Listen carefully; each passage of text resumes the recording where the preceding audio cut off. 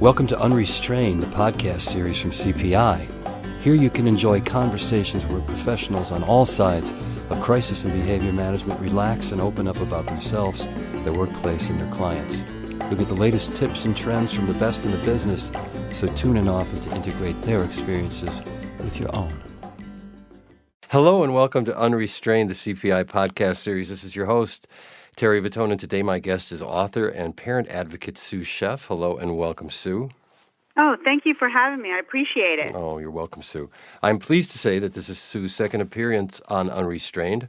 Her first interview appeared back in October of 2014 and concerned Sue's work as an author and parent advocate.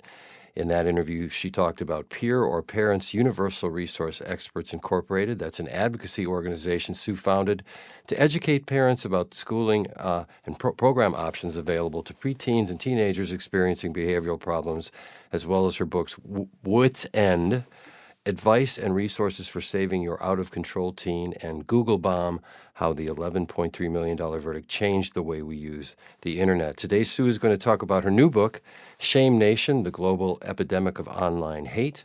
Here's the introduction from the book's Amazon listing. In today's digitally driven world, disaster is only a click away. A rogue tweet could bring down a business, an army of trolls can run a celebrity offline, and virtual harassment might cause real psychological damage. Shame Nation is the first book to both study the fascinating phenomenon of online shaming and offer practical guidelines and inspiring advice on how to prevent and protect against cyber blunders and faceless bullies. Author Sue Scheff unveils all sides of online shaming while drawing from the expertise of other top professionals spanning fields including law, psychology, and reputation management. From damning screenshots to revenge porn, Shame Nation shines a light on the rising trend of an online shame culture and empowers readers to take charge of their digital lives. All right, Sue, with that, let's begin.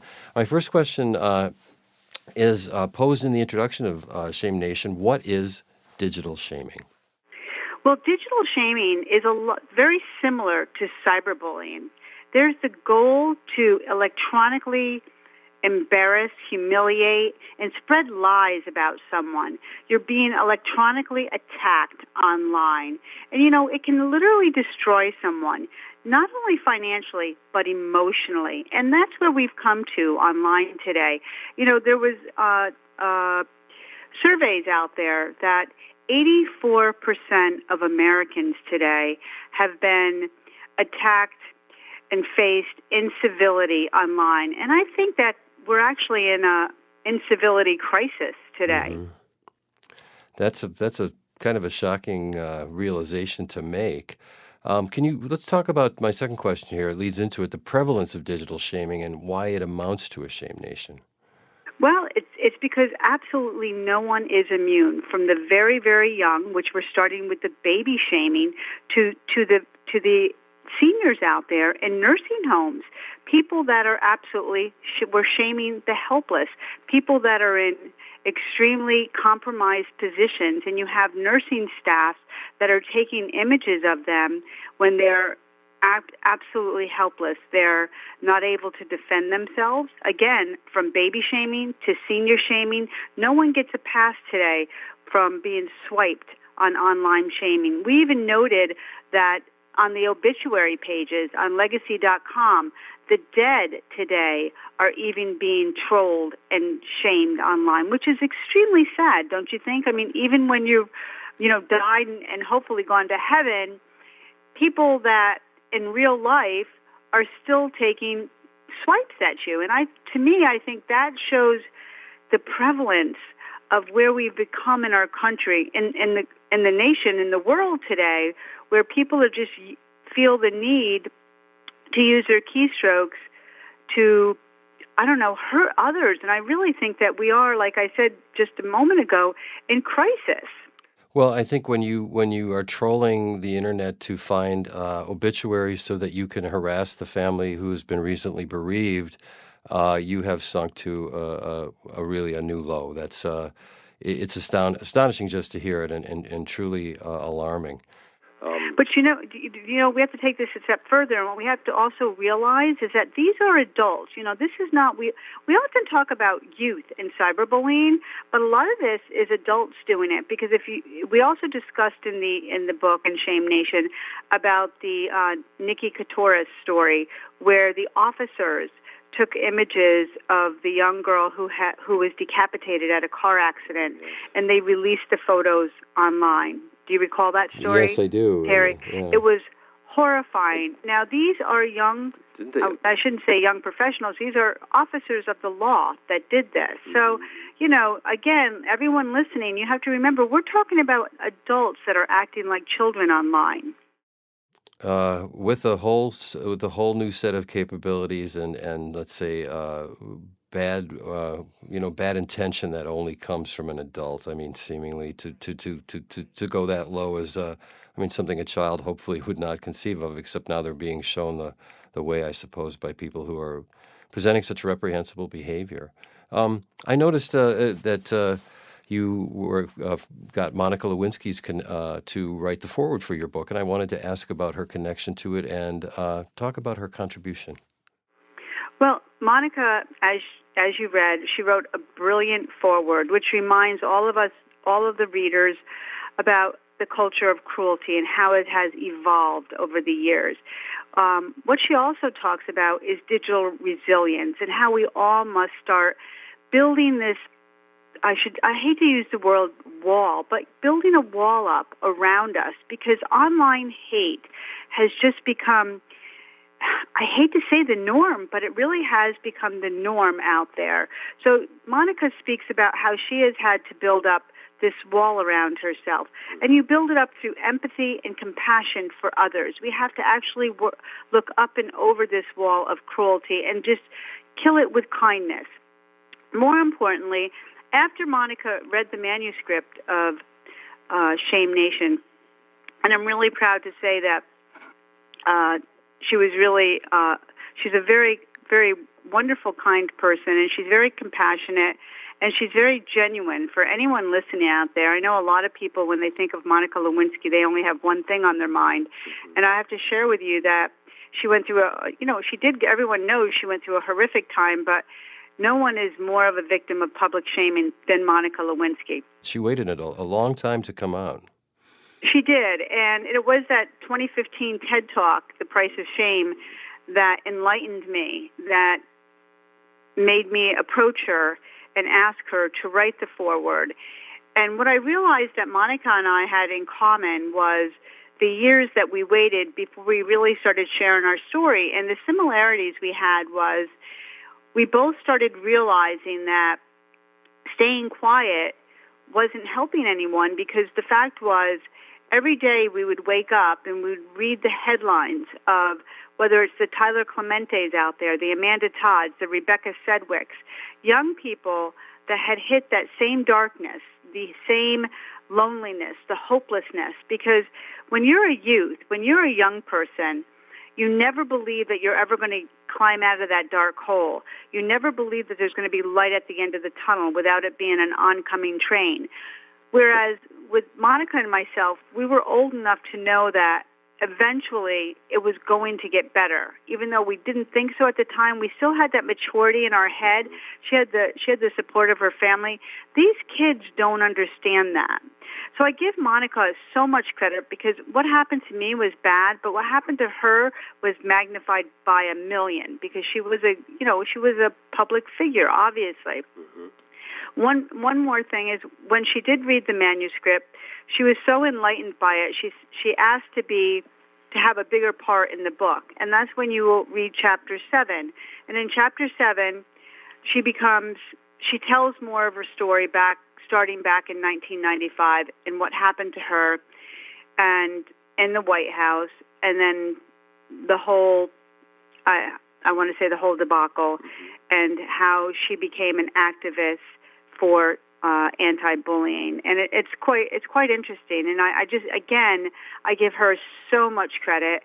And then just this past October, she released her new PSA in real life, where she encourages everyone to stop and think before they post, to consider, would you say that to someone in real life. And what I think is really interesting is what she said in many interviews in October is how many times people have passed her on the street and have said cruel things to her in the past, I don't know, say 15, 20 years to her face. She can count on the number on one hand, whereas online they're constantly throwing insults on her. So I think that's a really great analogy of what the internet is.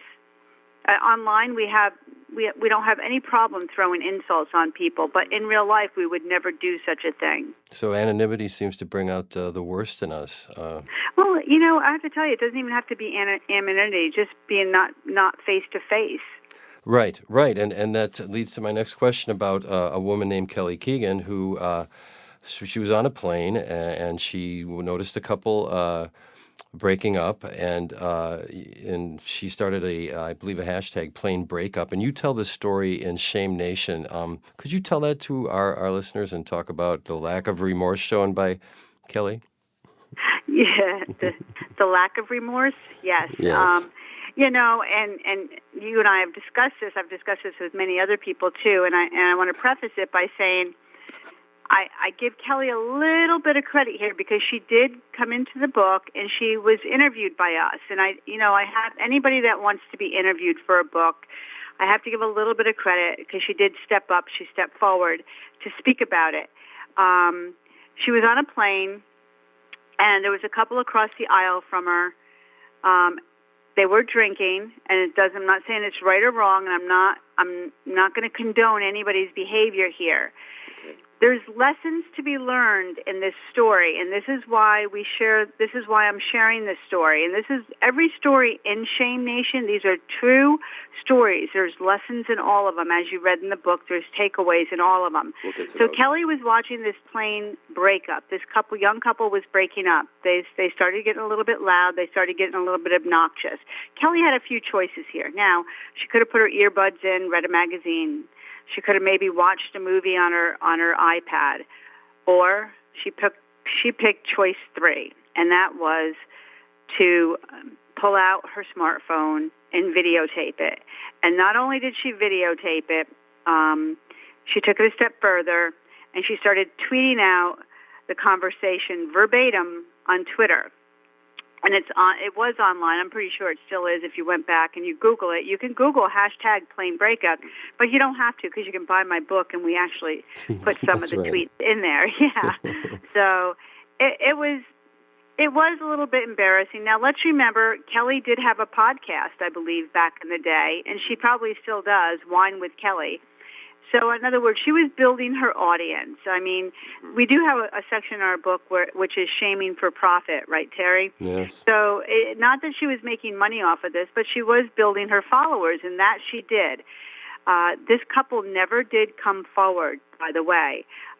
Does she have any regrets? She did not. She did not have any remorse. We talked to her. She did not have any regrets. Now, what happened was there was reverse trolling that went on because there were a lot of people that clapped back at Kelly. And what happened was they started attacking her and attacking her grandmother. Her grandmother had passed away, something about at her funeral. So I don't believe in double shaming back. I'm not sure if that's the best course to take. The only regret she had was posting their picture. She said she wouldn't do that again. There was no breach of privacy, according to her. She literally had talked to an attorney. She double-checked it. I think maybe she was a little bit concerned at one point, but there was no breach of any type of legal consequence here. You know, unlike the Danny Mathers case, which we all remember also, Kelly was not in any legal hot water. But, you know, again, these are choices we make. And I think the lesson here for everyone is when you're out in public, we should absolutely assume no expectation of privacy. Whether you're sitting on a bus, whether you're sitting on a train, whether you're sitting on a plane. There are 92% of Americans out there armed with a smartphone.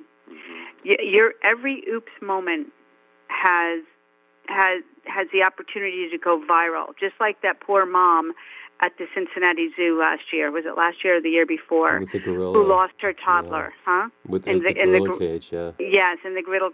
That could have happened to me or you, Terry. I lost my child at Disney World one time. It's the scariest thing. Listen, these kids are fast. And, I mean, does that make us a bad parent? No. But today, we're not allowed an oops moment. It's just that simple. Well, in fact, in Chapter 2, which is called No One is Safe from Cyber Humiliation, you list, quote, the more extreme examples of digital disasters that can strike any of us before we turn to learning how we can prevent and survive them. I'm wondering if you can review a few of these for our listeners who might not be aware of them. In order from the book, they are, and this is quite a list, non-consensual porn, revenge porn, nudes, that's NOODS, slut pages, sexting scandals, sextortion, ugly polls, mean memes, elder shaming, body shaming, teacher shaming, baby shaming, and parent shaming. Wow. Ooh, yeah, too many of them, right? Yes. Well, you have a college professor. She just innocently befriended a former high school friend. They started a romance. He had asked her for a few provocative photos, and she begrudgingly gave in. They weren't even 100% nude photos, but you know what? After 6 months of relationship, she wanted to end it. The next thing you know, he's selling them on eBay. Not only was he selling them on eBay, he gave them to the whole college that she worked at. And again, everyone out there needs to understand, the internet was not made for privacy. Anything you post online stays online. Right. And it has a distinct possibility to going public. So if a college professor can make this mistake, anyone can make this mistake. And then we come down to the nudes, the slut pages, and sexting scandals. You know, sexting is considered the new flirting, but it doesn't make it right. There are consequences, but for sexting, there are laws in some states. I mean, for people to find out what your laws are in your state, you have to go to cyberbullying.org, and that's a phenomenal site that can list state by state on what your laws are, and I would absolutely go through that with your son or daughter. But more importantly than that we talk about one of the biggest scandals, sexting scandals that there was up in Duxbury, Massachusetts. And one of the interesting takeaways in this story is the girls were constantly told to stop sending nudes. And it's not only important to talk to the girls about stop sending nudes and start feeling better about yourself or building your self-esteem. The takeaway there was it's about telling our boys to stop asking for them, that it's not okay to ask for them.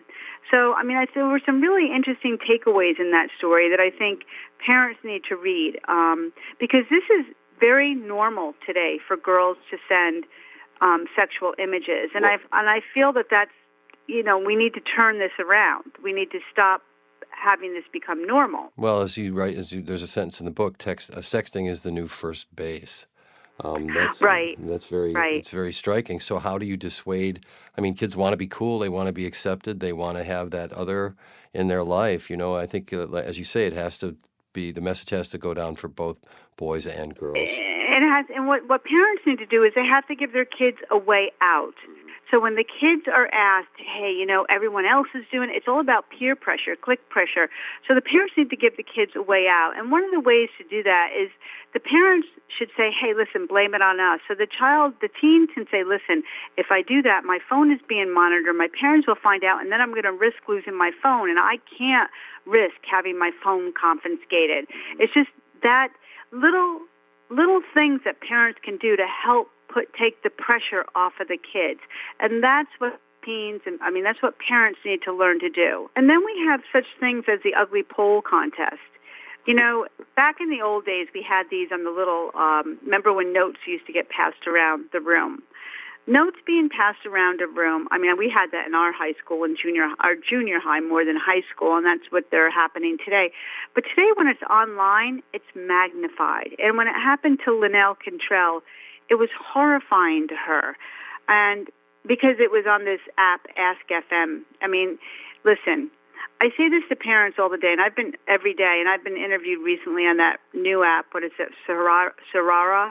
I think that's the latest app. It started with Juicy Campus, and then it went to Forum Spring, and then it was Burn Book, and then it's WhatsApp, and then it went to Ask FM. It doesn't matter what the name of the app is. It's all about educating your child offline about online safety and preventing them and helping them to understand how to deal with consequences and cyberspace in general. When they're feeling nervous or agitated or uncomfortable, they need to have the skills and the wisdom to know to come to you, or at least to click out, or at least to go to a friend. It doesn't matter doesn't matter what the app is, doesn't matter where they are online, because this was an Ask FM Ugly Stroll poll contest, and Linnell was feeling horrible about herself. She was, number 4 in the poll? But she was strong enough to respond to it, and she told everybody, hey, listen, I may not be appealing to your eye, but you didn't take the time to get to know me. Mm-hmm. And I'm not even speaking for myself. I'm speaking for the 3 other girls that are on this ugly poll contest with me. And you know what? When she stood up for herself, she had all these cheerleaders coming up behind her, and good for her. And you know what? She's doing really well today, by the way. I don't know that I think we did give an update on her in the book, but good for her. But yeah, these ugly poll contests, where is this cruelty coming today?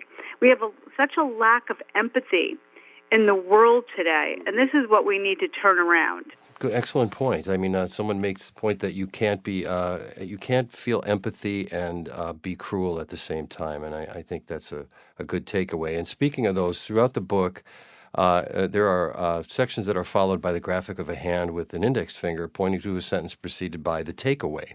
And so there's a lot of really good practical advice in Shame Nation. I'm wondering if you could review a few of these takeaways and talk about how they can help readers. Great. One of the major points I tell kids and parents and adults all over from top to bottom is we have to start thinking about quality over quantity, and it comes with friends. You can never assume you're among friends. We've seen a lot of huge cyber blunders out there, from the Lindsay Stone case, from the Justine Sacco case, and if you're not aware of these cases, Lindsay Stone is the one that posted the Facebook post of herself in the Arlington cemetery that went viral, and she lost a job, and she's never been able to, I don't even know, maybe she might be working finally, but it took her a very long time. The fact is, everyone out there should declutter their friends list. I always say clean it, declutter it, go through it at least once a month. And not only your friends list, but your cell phone contact list too. How many times have you butt dialed someone and you go, oops, oh my God, I haven't talked to that person in months? Or on your email list, even your email list. I have to tell you how many times I've gone through my Outlook list, or because you get those spider spams every now and then, and everybody is sent out like this, Oprah weight loss thing. Have you ever seen them, Terry? I have.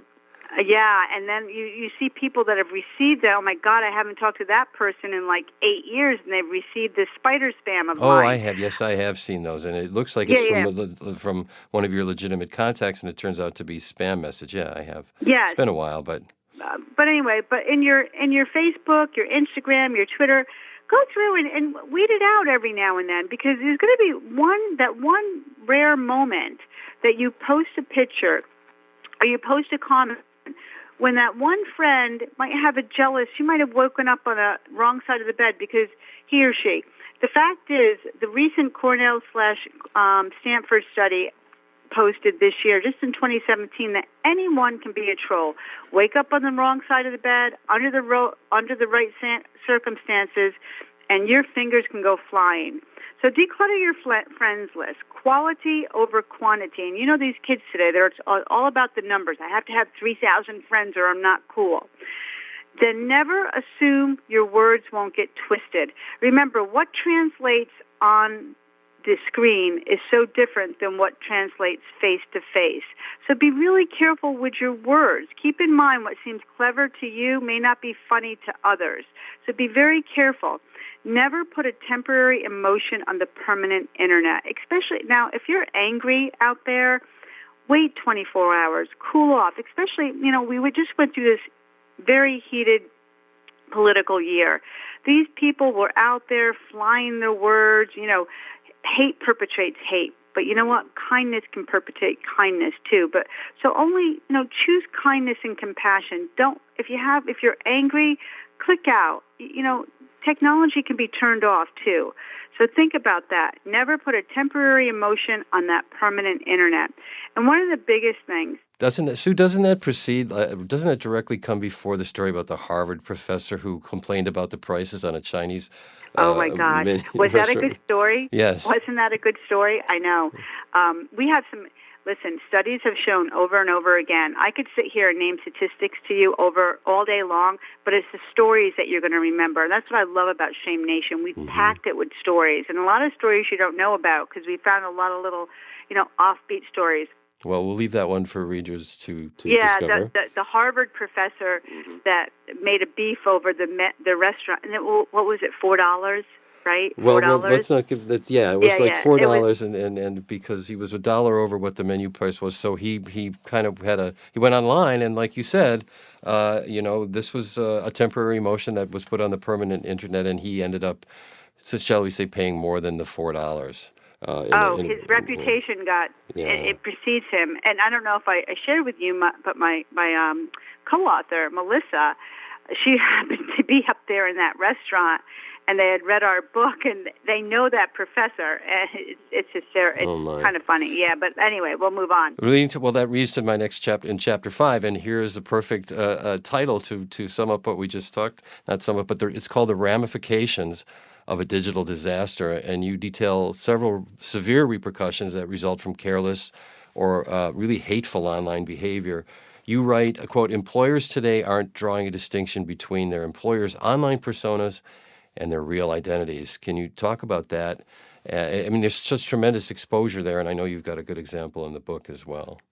Yeah, we have probably several of them. But anyway, today you're looking at Career Builders that says 70% of businesses now are screening social streams before they even consider you. 54% of them won't even interview you if they find something disturbing.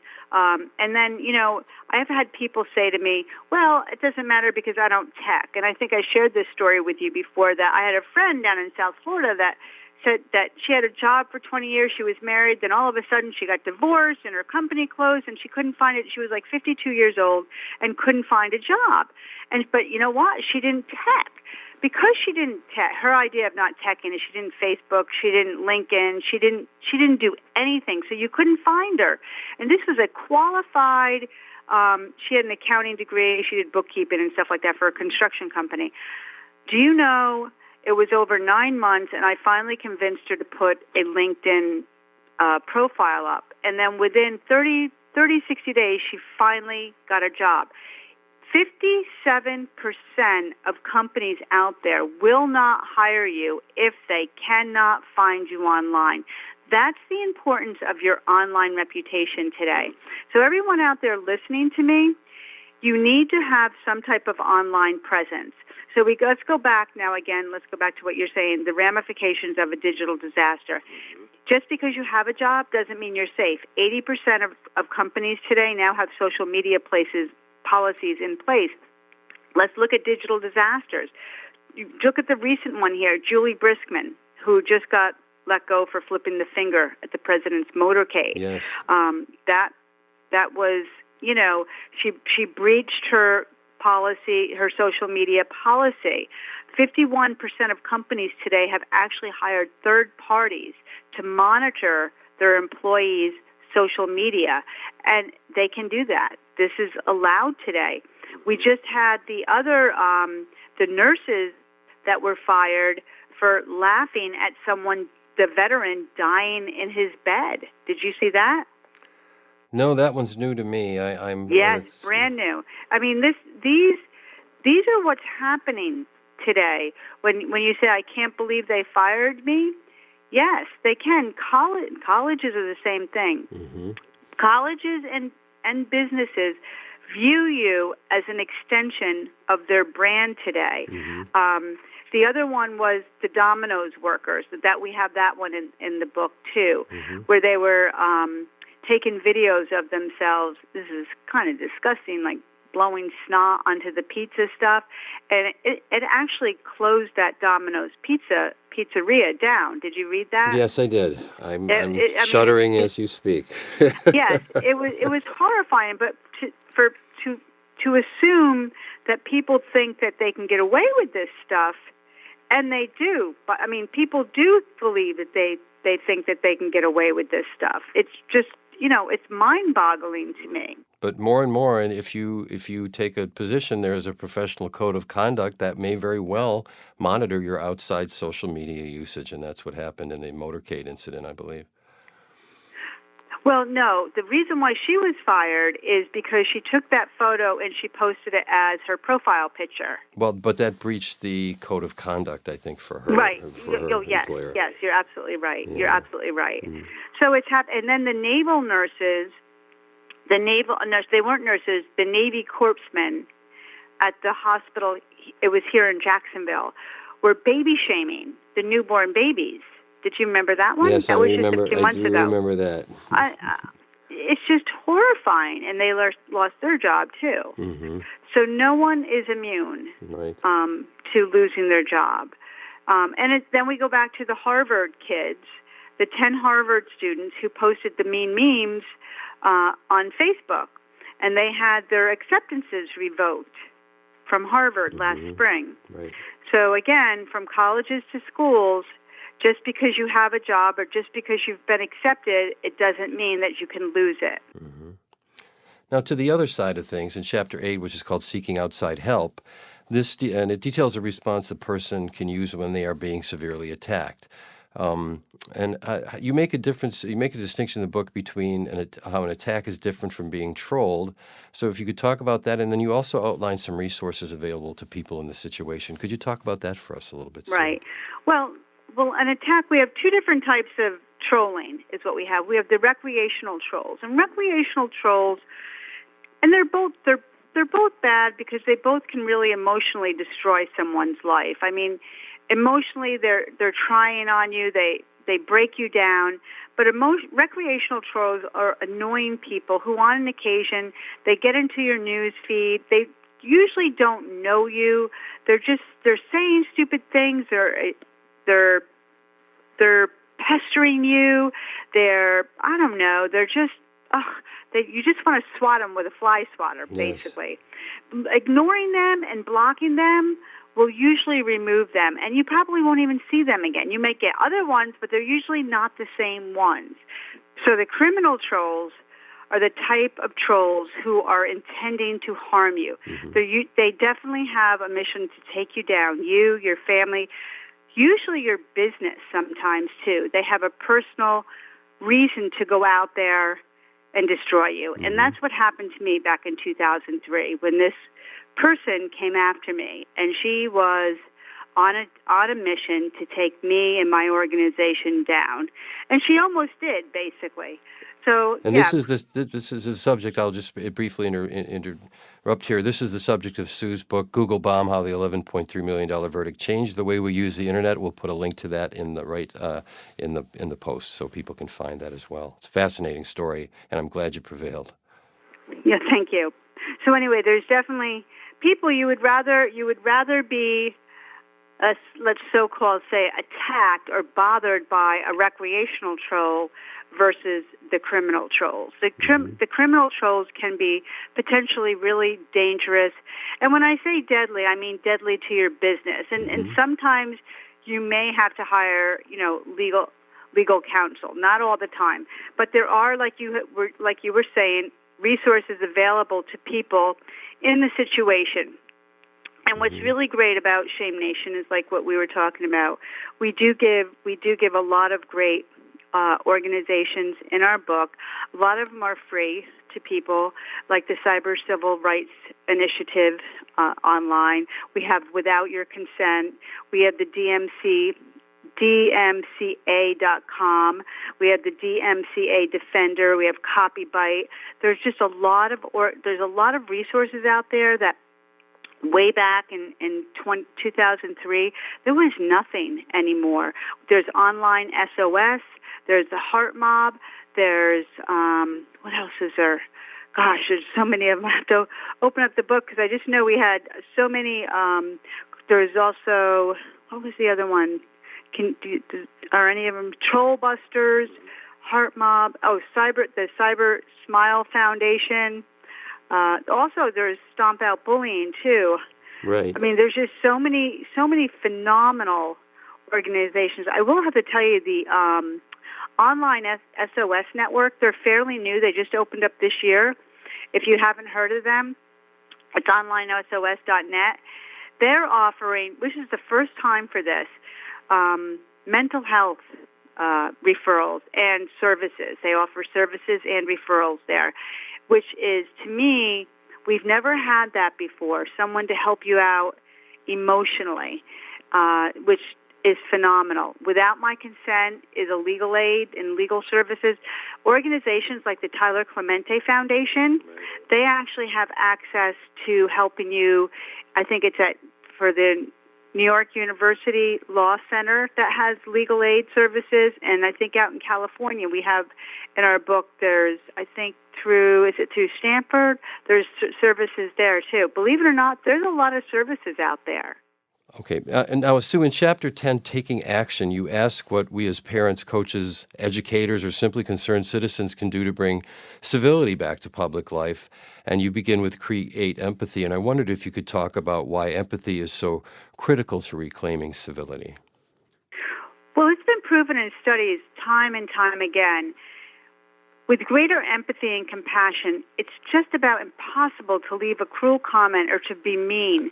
Dr. Michelle Borba, one of the leading experts in empathy and in this field, has created a proven 4-step method towards how to approach posting online, and it has helped curb online hate.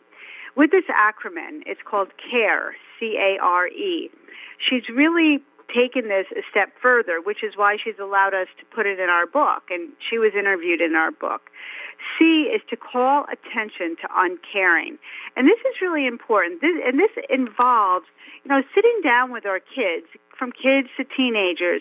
When you see that someone has posted an ugly comment, and, sometimes our kids can come to us because, especially, again, like I was talking about that whole political year when parents were also guilty of maybe posting some, ugly comments out there. The kids could come to you and say, hey, why did you post that? So call attention to when someone posts something ugly and talk about it. Was this about you? Was it about someone else? And let's discuss it. And then A is for assess. Assess how uncaring affects others, including yourself. Was your child the victim of a cruel comment? Maybe you were. Discuss how it made you feel. Discuss how it might possibly make the other person feel. And just to expand a little bit about this discussion, I've discussed this many times with parents out there. Short chats are better than no chats at all. Discussion, we've heard this over and over again. Communication is key. Yet I sit with parents. I tell parents this all the time. The most important thing you can do is, because I know kids don't like to talk, is when they come home from school or if you're driving in the car, just when you say to them, hey, how was school? Or how was that sports, how was dance today? Or how was soccer today? You can say, hey, anything new happening online in your cyberspace? Any new apps today? Did you download any new songs today? Anything like that. Get involved. I mean, I wrote an article once for, I think it was FOSSI, Family Online Safety Institute, about being an interested parent is what's going to get your child to come to you when they're being harassed or shamed online. Because one of the problems we're having with kids being cyberbullied online is they're going to their peers rather than their parents when they're being harassed. And we need them coming to an adult. And I'm glad that they're going to someone, but we do prefer that they come to their parents. So R is repair the hurt and require reparation. Did you notice that you or your teen wrote a comment that hurt someone? even if they didn't mean to.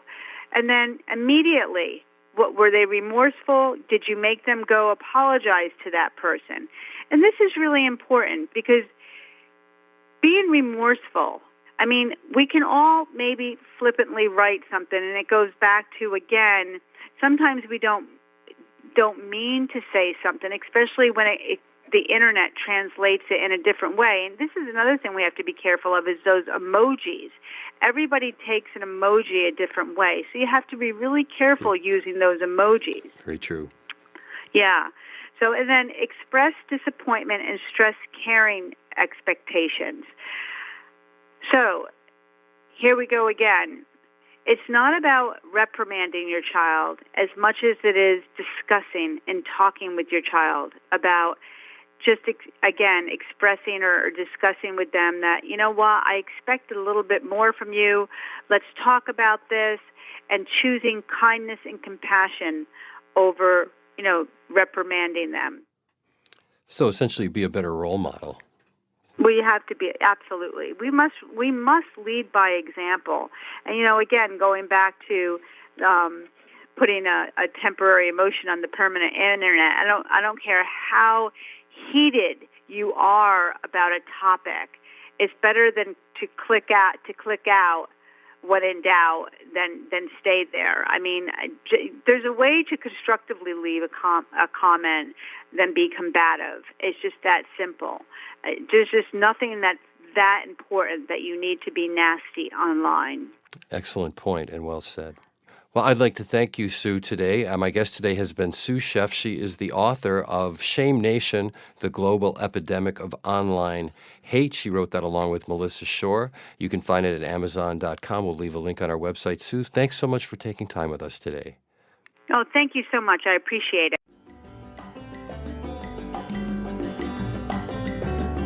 Thank you for joining us today on Unrestrained. Tune in again soon for another interview with an expert in behavior management. Until then, this is your host, Terry Vittone, hoping your intention is prevention.